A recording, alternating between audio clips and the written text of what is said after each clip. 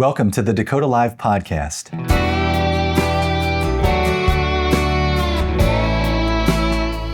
I'm your host, Robert Morier. The goal of this podcast is to help you better know the people behind investment decisions.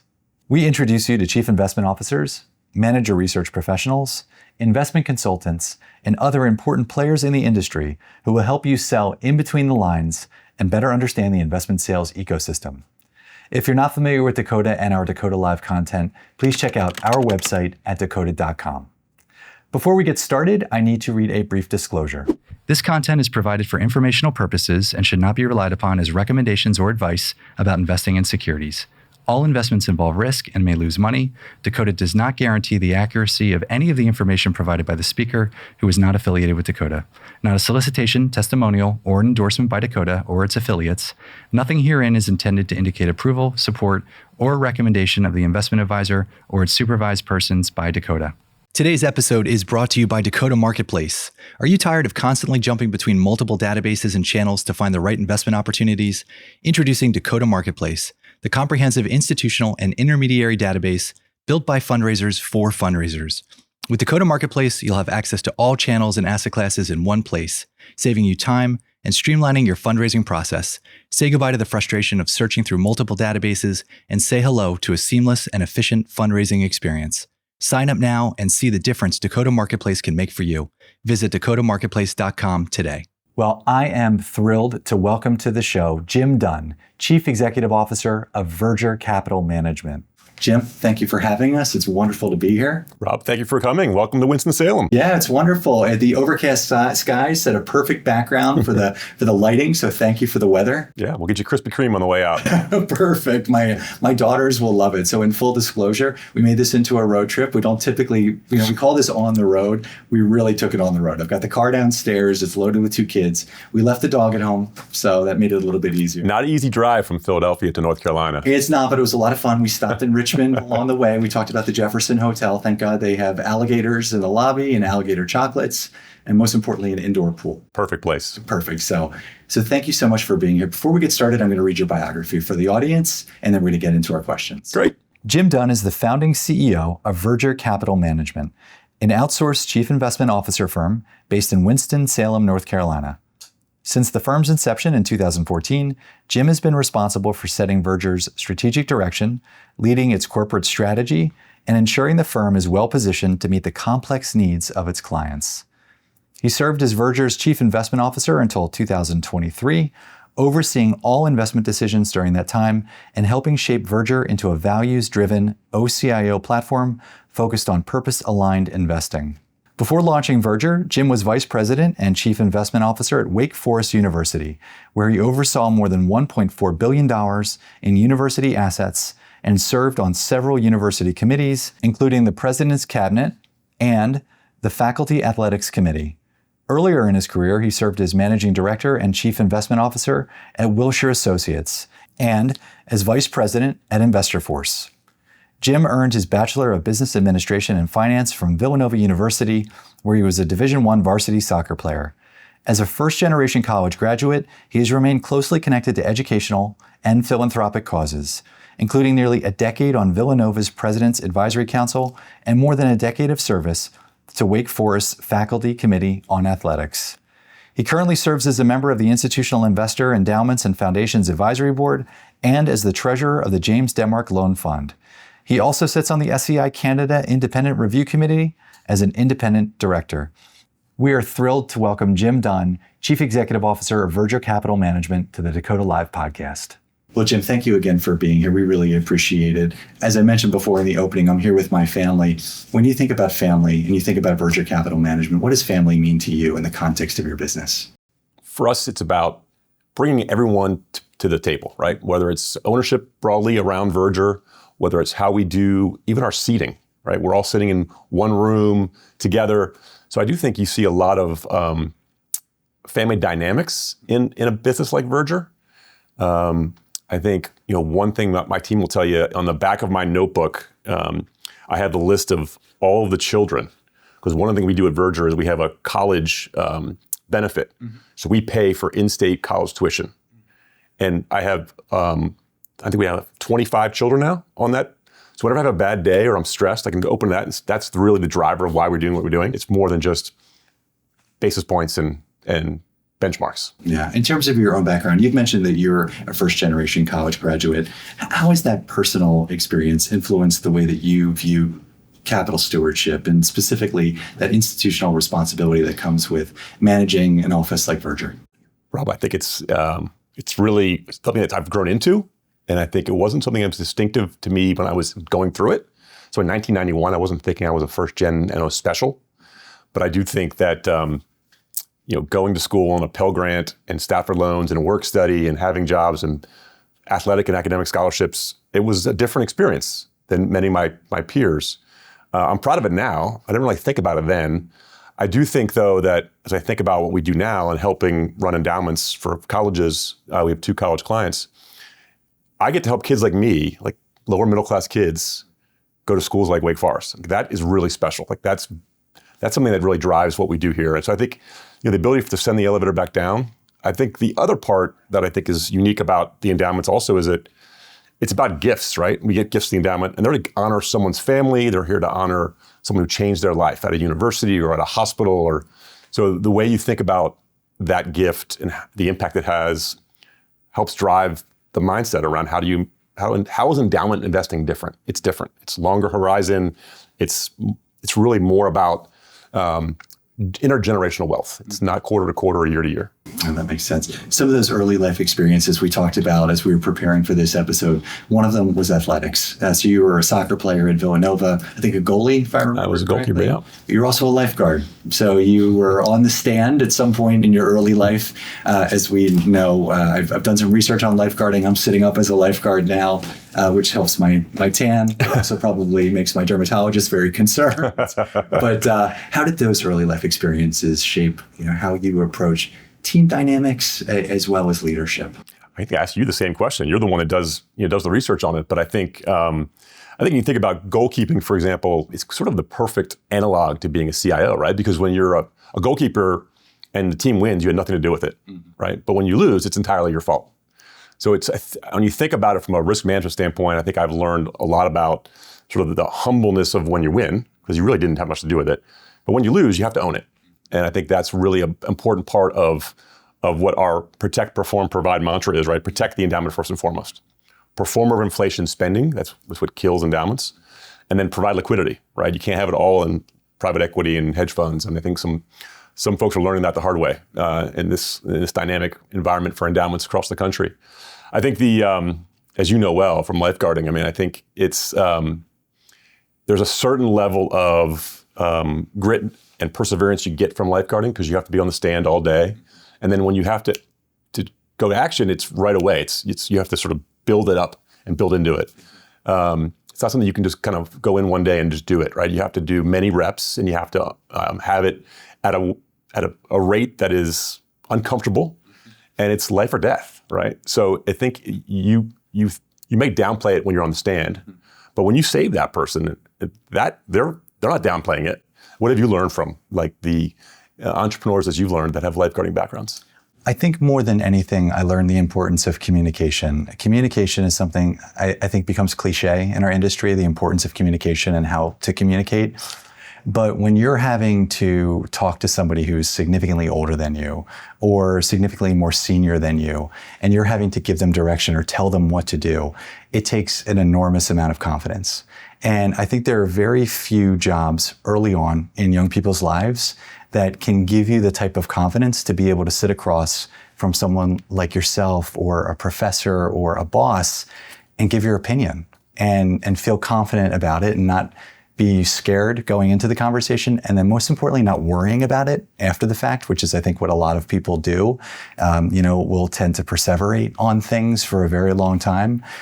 So I think lifeguarding and athletics have that ability to be able to bridge that confidence into something a little bit more. The other thing I think it does, which is similar to what you described about goalkeeping and being a goalie, is that it's preventative. What we do on the Wildwood Crest Beach Patrol is preventative lifeguarding. So the idea is that nobody can go past their waist.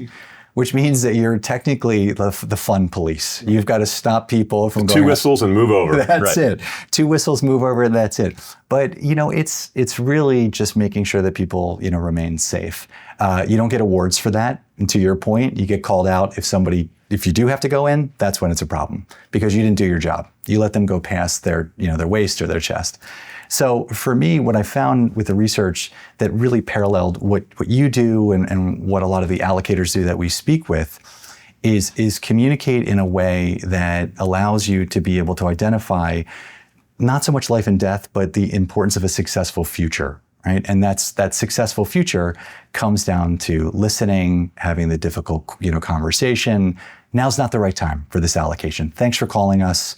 Give us a call when you come back with Fund 3. A quick no, yeah. A quick no's go a long way. Yeah. Less is more. And that's what we try to stress with a young guard. So thank you for asking. It's always good to talk. The question I have for you, though, and follow up on that one is, when I was doing it many, many years ago, I was in much better shape and I was working out a lot.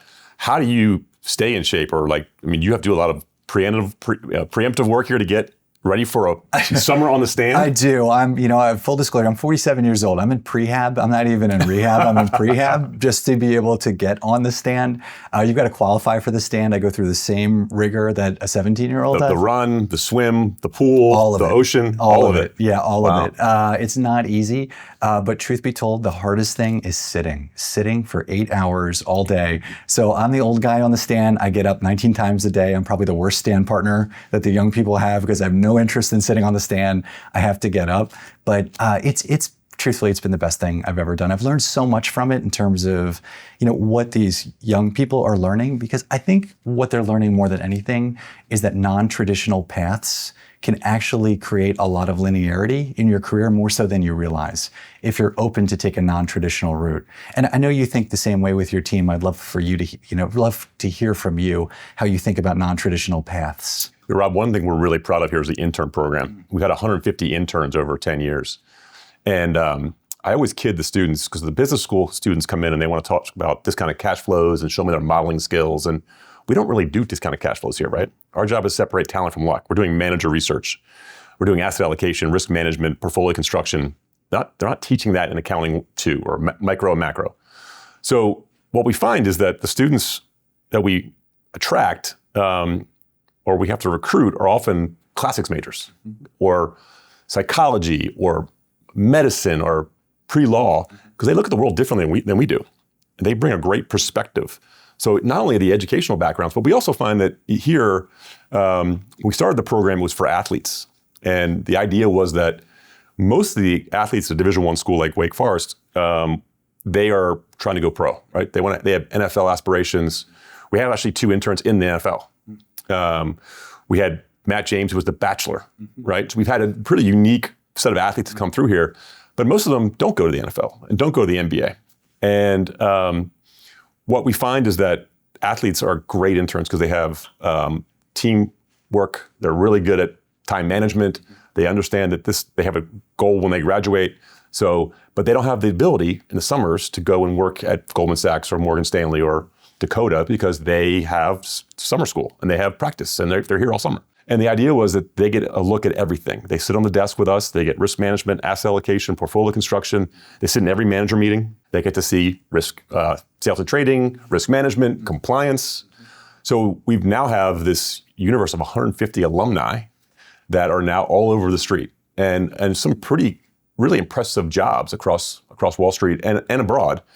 And then we have one that has come back. So Keshav Daga was our intern, I think, 12 years ago, and he just started this year. So we've got our first boomerang intern.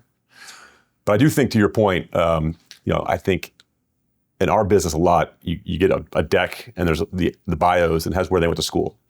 Harvard, Penn, right? Lots of those. What they don't teach at those schools is grit, right? And kids who go through a non-target school and want to be in this business, they typically are really good at it because they've worked really hard to get there and it's their focus. But they don't have to have 4 summers of internships. We look for kids that are athletes. We look for kids that are caddies, lifeguards. We want kids who have the ability to have a conversation and really do the work. Yeah, that makes a lot of sense. I appreciate you sharing that. I'm thinking about the qualitative skills that you have to assess. When you teach those interns and then you work with your existing team in terms of assessing those characteristics, the character of someone, what are the questions that you find that yield the most results? So when you're really trying to uncover, I completely understand and I agree with you, music, athletics, the atypical job that requires a little bit more. But when you have to go beyond that and somebody is managing a fiduciary responsibility on behalf of your client's assets, what types of questions are you asking or teaching your team to ask to yield the most results? We want our folks to be able to ask great questions. So that's a lot of what we do. And the skill of asking great questions is not easy. You're good at it, but I think it takes a lot of skill to have a young, right out of college person talk to Paul Singer and ask him questions. It's really hard to do that because he's Paul Singer. Yeah. So you have to sort of get good at asking questions, and I think that's one thing we do a lot here. So we do things like we've had FBI agents come in and teach our staff interrogation techniques. It's funny. It's not really, we're not looking for lies or, but it does have you ask better questions, right? And you learn tics and you learn different skills and it gives you confidence. You can ask another question. We do a thing called the FIRO-B here. And the FIRO-B is a test. It's like a personality test, kind of like the Myers-Briggs. But it's more about inclusion and control. And the idea is we're a small team, but we're all generalists. And we have a lot of talent here, but some of the talent is introverted. Some is extroverted. Some wants to be in control, some don't, but we don't have offices you can hide in. So when you put those teams together, it's really additive. So we've really been intentional about how not only the pieces you have when you come and what we can help build for you, but also how does it come together as a team? Like what's additive to the team? So I think a lot of it, some people get lost in, I want to hire the best talent.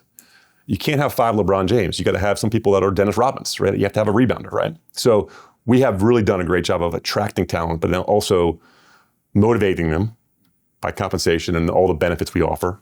And then also giving them other things to do to grow their career beyond just a CFA, right? So all of those skills, the FIRO-B, the interrogation techniques, no matter what you do in your life, that'll be a great skill. It's a really interesting approach and a great framework, particularly for running an office. When you think about your experiences going back to Wilshire and when you were the CIO of Wake Forest, how did those experiences inform what you're doing today? I loved my experience at Wake and I loved it at Wilshire. I think it was a different experience, right? So at Wilshire, I was managing $56 billion of institutional capital discretionary basis, and we advised on $1 trillion. So we had a huge staff of portfolio managers and manager research folks, and my role was pretty ceremonial. Like I wasn't really meeting with managers. I was managing the team and trying to get better results for our manager research practice. But then what also happened then, I would also meet with our clients, which are worldwide. So I was traveling 230 days a year. I had 2 teenage boys, not much older than your daughters, and I missed all their sports. My son played football in the Snoop Dogg League. I didn't get one game. I was always traveling. Every time I got on a plane to go to Japan, my son would break an arm or bite through his tongue, or I missed all that. So while the job was great, as a father with 2 young boys, I wanted to be there. So Wake Forest offered me that opportunity to be there, and I will never forget, when I got that first cabinet meeting, and the provost was talking about something, and I was just understanding what was going on, and he used 3 words I had to look up. I didn't know what they said. I didn't know what they meant. They were this big sort of academic words. All you academics with all the word choice, but I had to figure out what was I doing here? What could I add as a CIO of a university to the daily value of Wake Forest University? And what I found is that the 2 things that they had in common were politics. Machiavellian politics are alive and well in higher ed, in asset management, in the military. But higher ed teaches it, so they're really good at it. But that ability for me to navigate the politics was really important. And I think that's a skill that I've learned, I've improved. And I think I would give Wake a lot of credit because I became a better person by being on the academy side. I'm a better father, I'm a better husband, because you see so much more of what the world is than just what's going on in long-short equity or private equity. And I think when you're thinking about Black Lives Matter or bed bugs or basketball coaches, you have a different perspective. Yeah. So that ability to navigate the politics was something I didn't have in my bingo card, but it's been well served as I've gone through my career. Yeah, I would agree. Drexel University did the same thing to me. It allowed me to come home for the first time in a long time. And I agree with you. I'm not a theorist. I'm a practitioner, thank God. But the theory does help you think critically about other things going on in the world or other things going on in your industry that might affect more than just that one security or that one investment or that one manager. So I couldn't agree more. Before we talk about the playbook that Verger employs as it relates to the OCIO business, would you mind taking a step back for us? When you look at the OCIO industry today, how have you seen the landscape change since really getting on the ground and running with Verger? Yeah, I think it's been around for 50 years now, so it's changed pretty dramatically.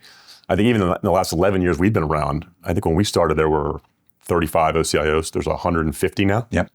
And almost every large asset management firm is now getting into OCIO business. I think the big change there's been two big changes. One has been the environment has changed from an investing perspective, right? What worked for the last 12 years is not going to work for the next 10. Returns are going to be lower. It's going to be more volatile. And we're seeing that now. I think, private equity going into the public portfolios, 401ks, that's going to change private equity, right? It's probably going to lower the returns of private equity. But what portfolios have done, and they've evolved, and you've seen the Yale model and the Canadian model and the total portfolio model. What has really changed has been client service. It has been what these institutions need. And I think that's been this huge difference. I don't think many OCIO firms get replaced because they have bad performance. They get replaced because they have bad operations or they have bad client service. They're not treating the clients right.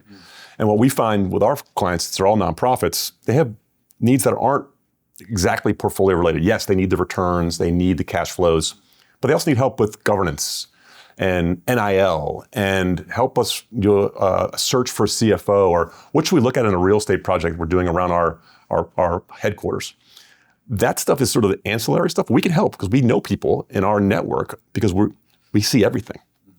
So I think that client service model has dramatically changed. And it's not just nonprofits, but across the board. And you have to invest in it. We're very fortunate. I have a unicorn on our client service team. She is amazing. In the 30 years I've been doing this, she's the best client advocate I've ever had. Sometimes we have to tell her, okay, we can't do time travel. That's not a thing we can do. But the ability for us to service our clients and meet them where they are and not just be a transactional part of their endowment has been really the big change I've seen over the last 10 years. Is that what it means to be an extension of your client's office in your definition? It does. We're not trying to be everything to everyone. Our goal is to have 25 to 30 clients, and that's it. Because we want to have that same high touch, that model. And it's easier when you like what they do, right? Our clients are all doing incredible things, whether they're raising tomorrow's leaders, they're solving for cancer research, they're doing great work in biotechnology here in North Carolina, art museums. I mean, we kind of love what our clients do. It's really easy to support it. How have you supported that growth? Because that's high touch. That's almost bespoke. You're looking at every client differently, particularly if you're taking a discretionary view of their allocation and be an extension of their office. So how have you seen Verger grow? What are the areas that you've focused on as you've built out the business over the last few years, particularly in this last decade of hyper growth in outsourced CIO relationships? I think the two things would be, you have to invest in your operations and you have to invest in client service. And the client service is people. You really can't AI it. You can't do it with technology. If you do, you're going to find that you lose that relationship. Our clients all hire us because we have similar values to what they're doing. And they want to see that in everybody who works here. You can't make a mistake in operations or in K1s or taxes, and the relationships are really important. So for us, client service is our number one focus, and that has become a high touch model that's created really deep value relationships with our clients. And we have, in my opinion, one of the best client advocates I've had in 30 years. She's the first call for everything. Interesting. It's interesting you started with client service. It makes a lot of sense. Obviously, you want the experience to be as as positive as possible. More often than not, when I speak to outsourced CIOs, or at least I do a little bit of research in their websites, it's usually sourcing, manager sourcing. We find that manager before anybody else. So when you think about that balance, the investment versus the client experience, how important is sourcing to how you think about the competitive edge or the value add that Verger gives to their clients? I don't want to say it's table stakes, but I don't think, for example, Verger's manager research or Mercer's or Wilshire's is much different. And candidly, ours is very similar to Wilshire because I brought it from Wilshire. But the difference is, one thing I say, it's kind of like water everywhere, not a drop to drink, right? So first, as you know, we're not making 50 decisions a year. We're hiring 5 managers a year, replacing 6 or 4. So it's not like we need to have a huge database to go and look at everything. But you have to be available to see everything. And I think what we find is that, one, an OCIO gets a lot of traction. So we get a lot of people who come to us with ideas. We also have a great network. So other endowments, other foundations, we're 2 calls away from basically everybody. But I do think that, if I look at a large consulting firm, for example, that has a state pension client, most states have rules around every manager has to be available, right? So you have to look at everything. 2 guys and a dog can get a meeting. Yeah. We don't have that problem, right? So I don't have to see everybody. So we turn that disadvantage into advantage. We just focus on managers we want to see. And we follow those 250 managers. There's a lot of managers that are just uninvestable. And sometimes they're not the small fund 1, fund 2, fund 3. We like those. But often it's the huge mega fund that's making all of their money off the management fee and not on the alpha, right? They're asset gatherers. They're not alpha producers. We can avoid those really easily. So I think we've sort of taken that ability for us to go and use our networks, identify the managers we want to go after, and then keep them on the radar screen and build relationships with them. But we don't have to see everybody. And that, when I was at Wilshire, our manager research team was doing 10 evals a day, every day. How much time do you really get by doing that? We have databases, but we don't really get managers from that. I think the best source for us for manager sourcing is other institutions. And I think what we find that means we have to go and meet with them as well. So when we're going to Boston, we're also meeting with MIT and Harvard and other investors in that area because we want to share notes. And candidly, most of the OCIO firms are pretty collegial. We all like each other. We know each other. The other thing we do is we also ask our managers. So we ask the current managers, like, who's your competitors? And we ask the prospective managers, like, well, where do you fit in the universe of people who do what you do? And we take notes. They give us 5 new leads. So I do think that ability for us to not cover the beach with a bunch of bodies has been an advantage for us. Yeah, that makes sense. But even when you get 5 managers or 3 managers in a short list, what then separates a good manager from a great manager, or at least a great manager for Verger? So I think there's 2 things that we always ask and we look for. One is, do they know about us, right? So when we ask a manager, the question I always ask managers when I first walk in the office is, where'd I go to college? And if they haven't taken the time to just go on LinkedIn to see where I went to college, it's probably a waste of my time and of their time because they haven't done any work on us. So what's the ratio? It's pretty low. Okay. It's pretty low. Okay. I know all the Dakota folks that you talk to, they're really good, but there's a lot of folks who aren't. And they expect me to spend an hour of my time looking at their deck and doing the pre-work and doing the research, and they haven't done enough to even go on LinkedIn to see where I went to college. That seems like a kind of a low bar. But also do you know how you fit in our portfolio? Like we have a thing called portfolio maps, and we'll give a manager our entire portfolio. Where do you fit? And then if you don't fit, one of the greatest meetings we have is when they come in and they say, we're not a good fit for you. Not right now. We'll come back. And they'll say, hey, but I know you're looking for a new long-short manager. I've got 3 that you should talk to. Here's this, and this. That's a great meeting for that person because we'll call them back, right? The second thing I would say for a manager is we want to understand their business model. Like obviously we understand the performance and the process and the people and the prospectus, all the things that everyone looks at. But show me your business model. Like, where are you going to make money? Like, if we're looking at fund 1, we're probably looking at fund 1, 2, and 3. So show me how you're going to build fund 1, fund 2. Show me your pacing model. Show me when you're going to come back to market. Show me when you expect DPI. And that business the great thing about this job is they're all entrepreneurs, right? And we get to surround ourselves with entrepreneurs every day. It's exciting. But some people just go on the deck and show us the process. We're going to be partners. Show me your business. Help me understand that. And that sometimes it's hard for a marketing person, and it's hard for a CEO because they feel like it's the magic sauce that they can't share. We can share ours. As you were talking, I had a thought about lifeguarding and soccer and being a goalie. A lot of time of the game and a lot of time on the stand is doing nothing, but also trying to make sure that you stay in the game. You don't force yourself to do something that maybe is a risk. But how do you instill the discipline not to make changes for the sake of changes? Yeah, I think, because that's how you separate yourself, right? I'm sorry to interrupt you, but sometimes I when you hear someone, or an asset manager, for example, trying to compare themselves versus someone else, we made a change here, we made a change there, we did this, we did that. It's all action. So I'm thinking about, how do you support that with the inaction, the time just to sit still? Yeah, it's a skill. And I think we talked about lifeguarding. My experience, I didn't work at the ocean. I worked at a theme park, a water park in North Jersey that was sort of known for drunks and drowning, right? And so on a summer, you made 30 to 70 saves. Is that the marketing headline? I don't think that's what they put on the brochure, but so we called it. And I think, I remember my first save, like I was 15 years old. I was so excited. And I got on the stand. I jumped off the stand, ran in, and I realized after I got the person out of the water, my heart was beating. I realized I was in somebody else's water from a different lifeguard stand. It wasn't my area. I had dragged the person up the sand. Like I had just wanted to do a save. I wanted to do it. And that's a little bit like, these managers, they feel like they have to do action because everybody else is doing it. And Howard Marks has a great story about he was obviously at Oaktree, but he was also the UPenn CIO or chair of the investment committee. And he has this thing about, he had this manager that for 14 years was never in the top half of his peer group. But after 14 years, it was number 3 in the peer group because it had just been consistent. Mm-hmm.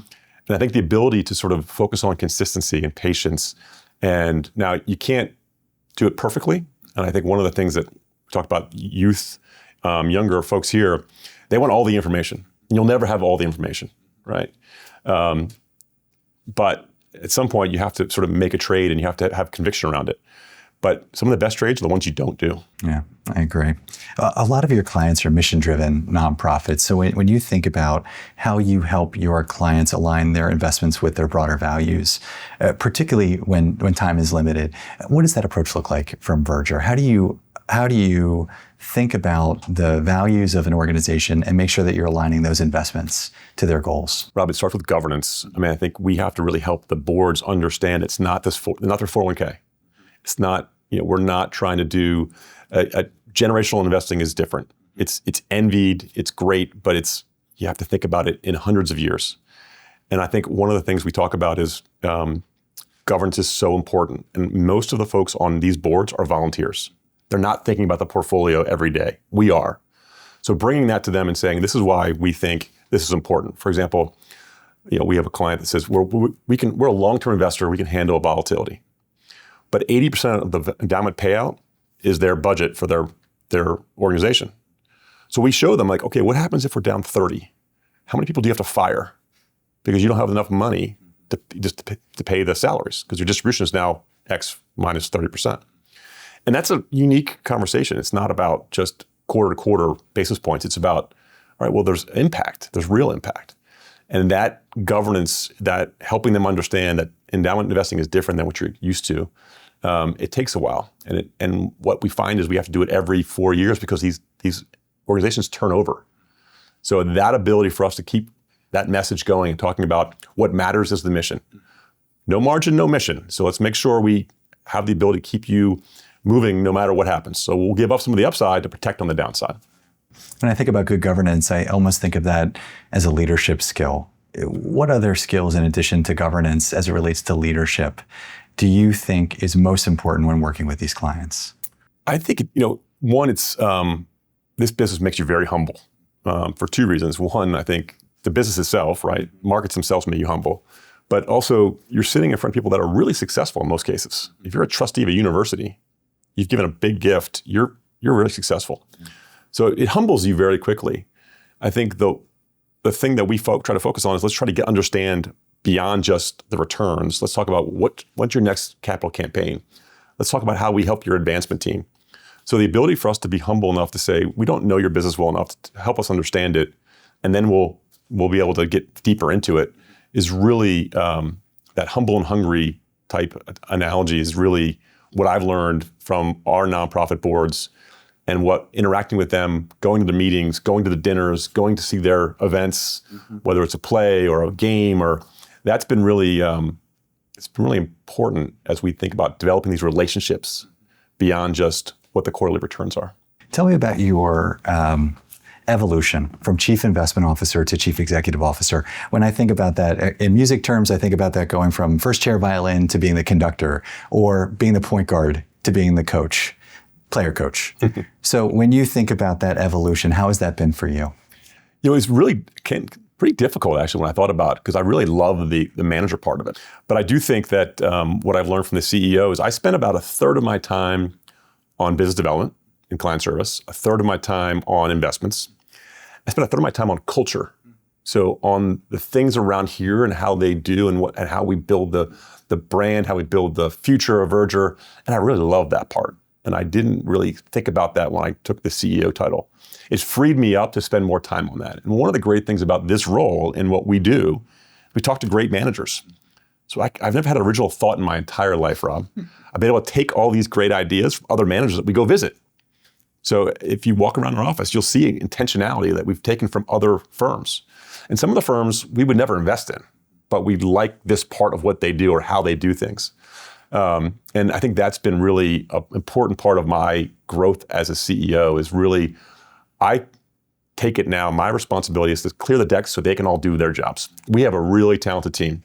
And the more I can do to let them do what they do well and take some of that off that they don't have to do, that's really an important part of what I do. Someone once told me it's a skill to know what shoulders to stand on. So I think you're giving yourself less credit than you deserve. It sounds like you've done quite a bit.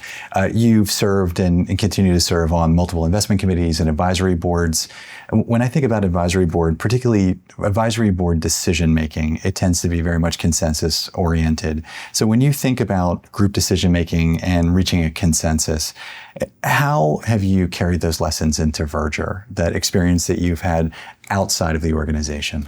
Yeah, I think it's been instrumental, and I highly recommend it. I think when I think about the mutual funds I've served on, sitting with 3 other CIOs of universities on that board was hugely instrumental in thinking about how we get to a decision.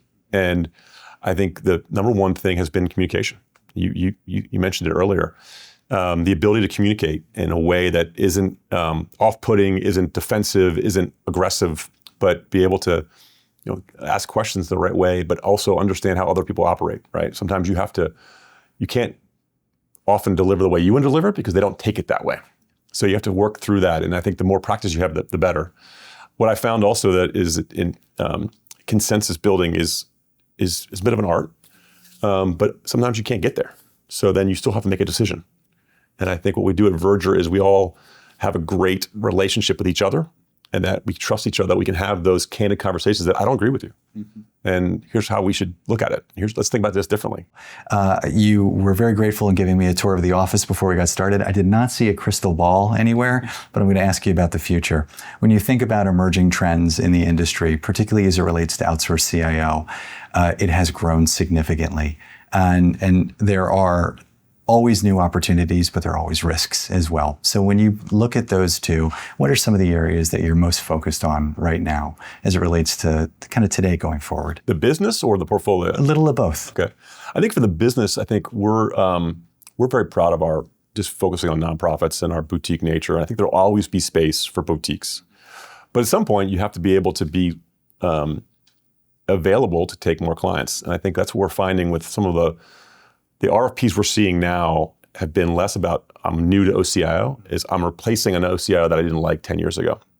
So that retrading has become pretty prevalent. So we do a lot of work on why are people getting fired? Why is this OCIO firm losing all these clients? And a lot of it is they've gotten too big, right? So I spoke to a large bank OCIO the other day, and I asked them what their investment. I was very candid with the CIO I know, and I said, what's the investment process like? He's like, simmer. just simmer. Just get the benchmark. Don't add a lot of alpha, but don't have big drawdowns, just simmer.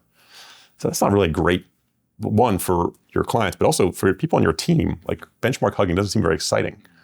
So I think that's number one is a lot of these firms have gotten really big and they're just focusing on asset growth and not alpha. And we really have focused on alpha.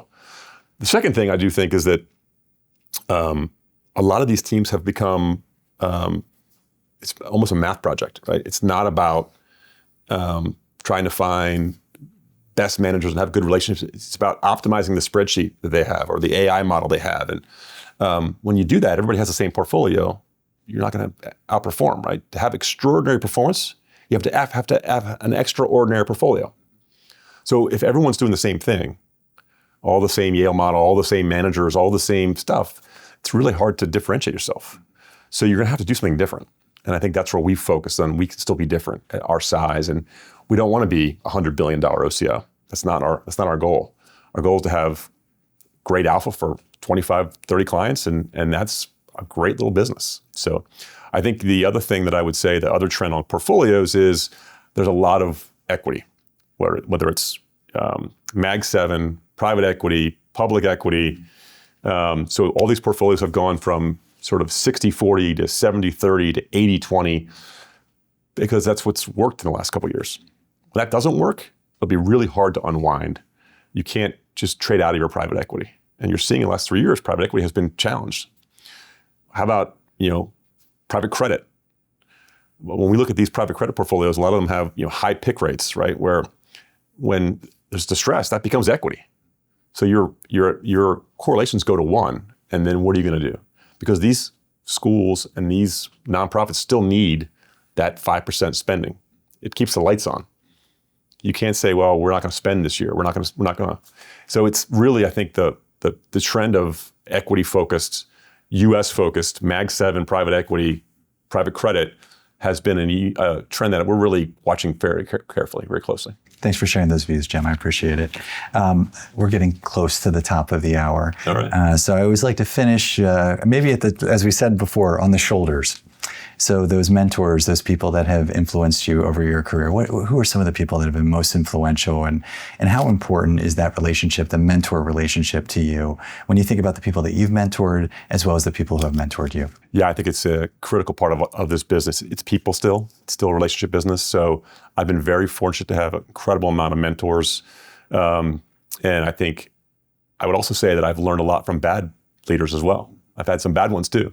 And you learn from those as well. And so I think if I think about my career, and I sort of, in my career, put it in 3 buckets, and it's geographic buckets. One is sort of the Philadelphia, and it's cliche to say your parents and coaches, but when I was in Philadelphia, I had sort of 3 really stellar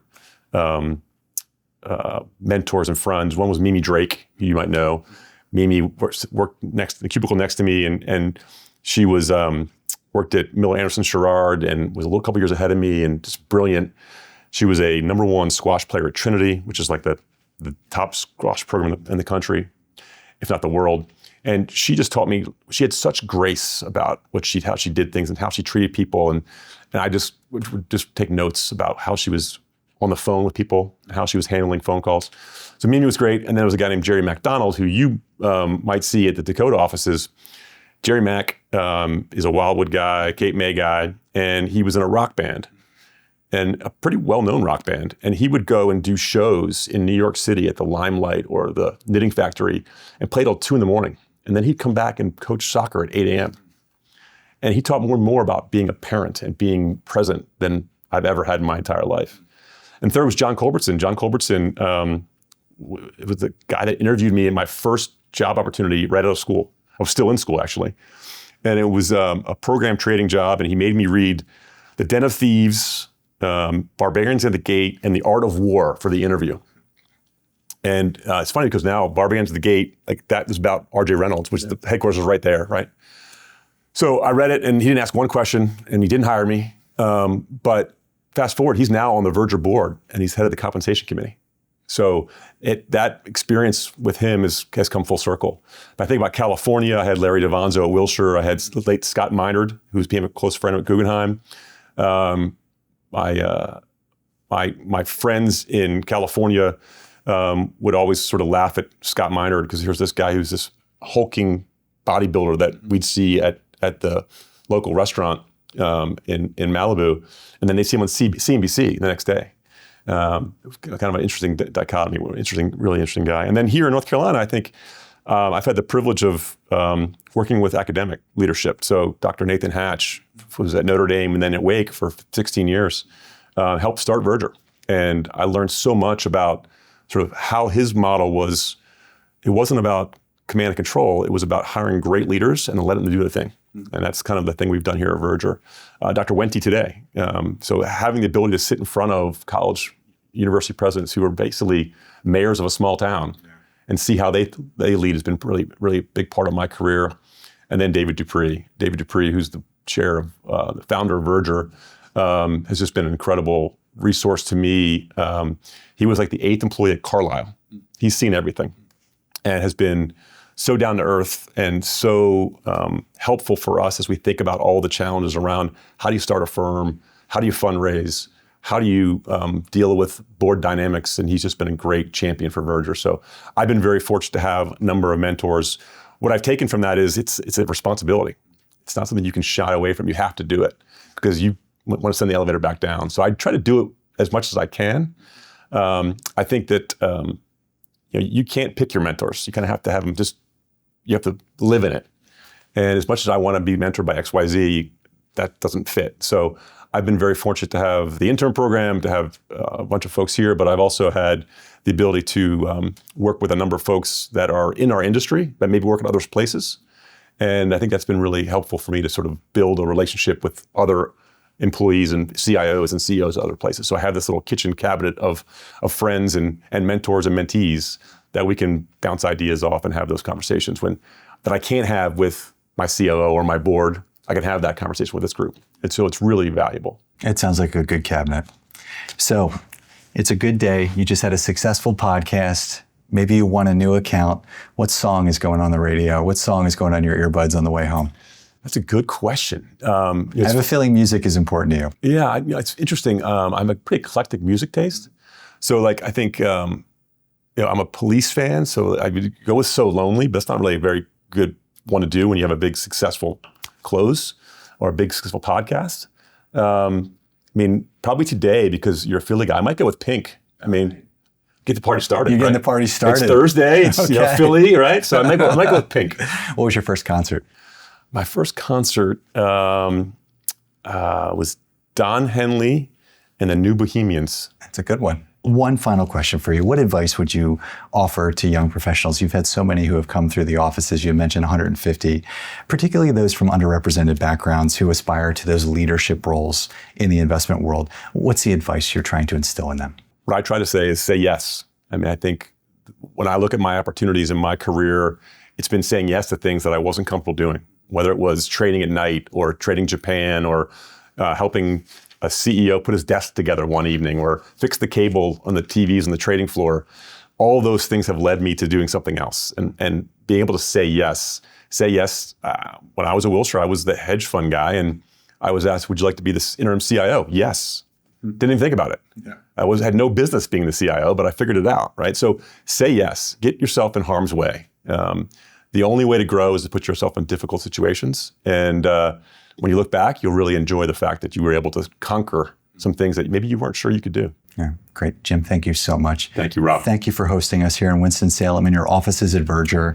Thank you for answering our questions, taking the time. The second time that Verger's been on Dakota. We appreciate that as well. And congratulations on all your success. We wish you nothing but future. Thank you very much for coming and congratulations on the success you've had as well. Thank you for providing this space for asset management firms and for folks that are looking to grow their career. Thank you. The best thing I've ever done, and this has just made it better, so thank you. If you'd like to learn more about Jim and Verger Capital, please visit their website at vergercapital.com. You can find this episode and past episodes on Spotify, Apple, or your favorite podcast platform. We're also available on YouTube if you prefer to watch while you listen.